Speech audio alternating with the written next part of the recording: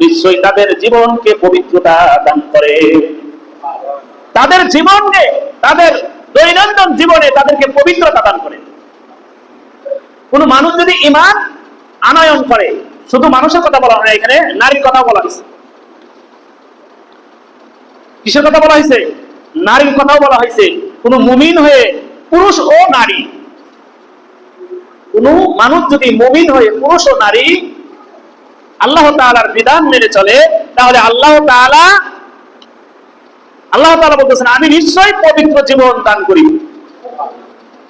মানে ওই মানুষগুলাকে আল্লাহ তাআলা কি করে? পবিত্র জীবন দান করে। আমরা তো আসলে মুমিন হইতে পারি না। আমাদের জীবন কি পবিত্র?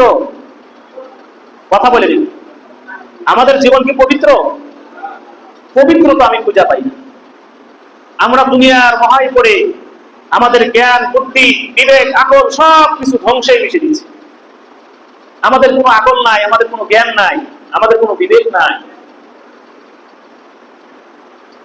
যদি আকল বিবেক আমাদের থাকতো, আমাদের যদি ঈমান থাকতো, আমরা যদি মুমিন হইতাম, তাহলে আমাদের ব্যাটারিটা রমজানে চার্জ হইত। আমাদের কোনো আকল জ্ঞান কিচ্ছু নাই, আমরা ব্যাকুল হয়ে গেছি।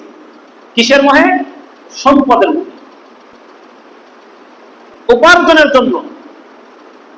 কিসের জন্য? উপার্জনের জন্য। উপার্জন, আপনি আপনার রিজিকে যা আছে, আপনার আমার রিজিকে যা আছে, রিজিকের বাইরে কে উপার্জন করতে পারবে? সারাদিন যদি সে হাড় ভাঙ্গা পরিশ্রম করে, তারপরেও তার রিজিকে যতটুকু আছে সে ততটুকুই পাবে।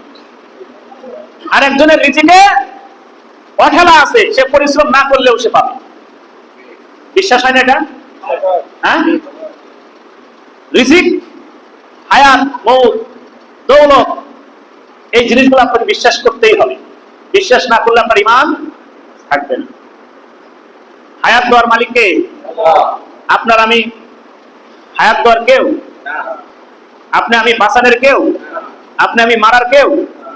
আপনার হাতে যদি আমার মৃত্যু লেখা থাকে আল্লাহ তাআলার দরবারে, তাহলে আপনার হাতে আমার মৃত্যু হবে।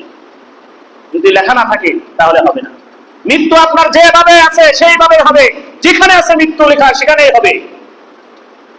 কথায় মানুষ বলে না, যার মউত যেখানে, নাও ভাড়া করে যায় সেখানে। কথাটা বাস্তব। আমি যখন ছোট ছিলাম, এই 10-12 বছর বয়স, তখন মাদ্রাসায় লেখাপড়া করি, আমাদের এলাকায় একজন মুরব্বী ছিল, 5 ওয়াক্ত নামাজ পড়ত। 5 ওয়াক্ত নামাজ পড়ত, কিন্তু মাজর ছিল, মানে ওই রকম কাজকর্ম করতে পারতো না। তো ওনার একটা জমিন ছিল অনেক দূরে। ওই জমিন বর্ষা হয়েছে, যখন বর্ষা হয়েছে ধান বুনছে, সেই ধান দেখতে গেছে পানির মধ্যে হাইটে। এই পানির মধ্যে হেঁটে ধান দেখতে গেছে। আসার সময় সে যে কোনো ভাবে পানিতে ডুবে মারা গেছে। তাহলে তার তো ধান দেখতে যাওয়ার কোনো প্রয়োজন ছিল না। তার ছেলেরা আছে, নাতি-নাতনিরা আছে, তারাই তো সব দেখতেছে। কাউকে না বলে সে ধান খেতে দেখতে গেছে পানির মধ্যে। তাহলে ওই ব্যক্তির মওত এখানে আছে, মওত ওনাকে টাইনা নিছে। মওতে যদি টাইনা না নিত, তাহলে ওই লোক এখানে যাওয়ার কথা? যাওয়ার কথা। এই কারণে যার মওত যেখানে, সে সেখানে চাইতেই হবে। সেখানে কি করতে হবে? যাইতেই হবে। দেখেন, আমাদের এই ঈদের মধ্যে ছুটিতে অনেকগুলা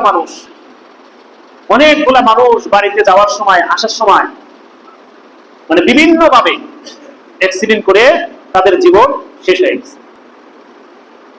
সবচেয়ে আশ্চর্যজনক বিষয় যেটা হচ্ছে বাসের অ্যাক্সিডেন্টটা, ফেরিঘাটে যে বাসের অ্যাক্সিডেন্টটা হয়েছে।